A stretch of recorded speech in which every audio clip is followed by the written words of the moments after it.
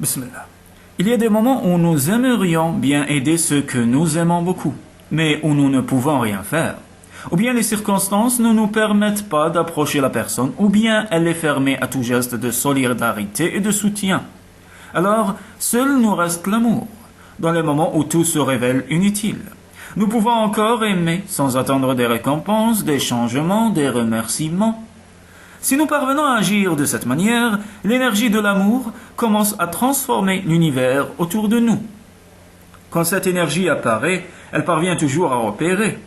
Les temps ne transforment pas l'homme. Le pouvoir de la volonté ne transforme pas l'homme. L'amour le transforme, dit Henri Drummond. J'ai lu dans le journal qu'une enfant, à Brasilia, avait été brutalement frappée par ses parents. Résultat, son corps ne pouvait plus se mouvoir et elle restait muette.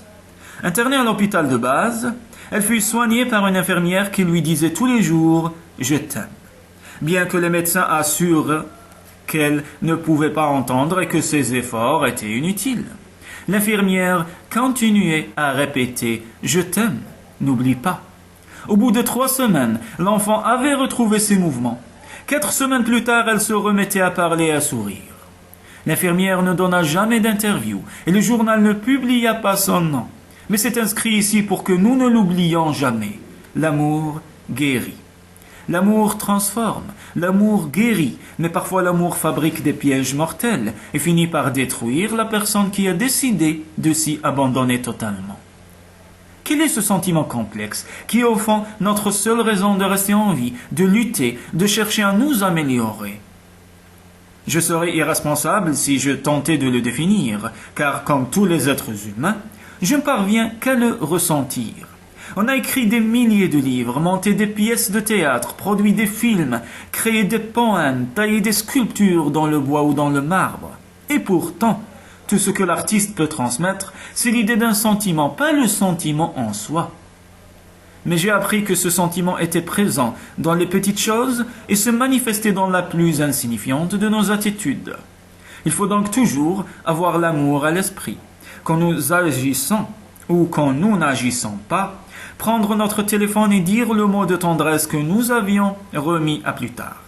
Ouvrir la porte et laisser entrer celui qui a besoin de notre aide. Accepter un emploi, quitter un emploi, prendre la décision que nous avions différée. Demander pardon pour une erreur que nous avons commise et qui ne nous laisse pas en paix. Exiger un droit que nous avons. Ouvrir un compte chez le fleuriste, qui est plus important que le bijoutier. Mettre la musique bien fort quand la personne aimée est loin, baisser le volume quand elle est près de nous.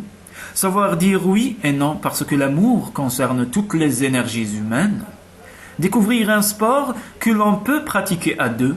Ne suivre aucune recette, même celles qui sont dans ce paragraphe, car l'amour a besoin de créativité.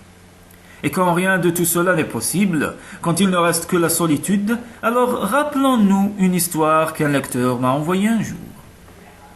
Une rose rêvait jour et nuit de la compagnie des abeilles, mais aucune ne venait se poser sur ses pétales. La fleur, cependant, continuait à rêver. Durant ces longues nuits, elle imaginait un ciel où volaient de nombreuses abeilles qui venaient tendrement l'embrasser. Ainsi, elle parvenait à résister jusqu'au jour suivant où elle s'ouvrait de nouveau à la lumière du soleil.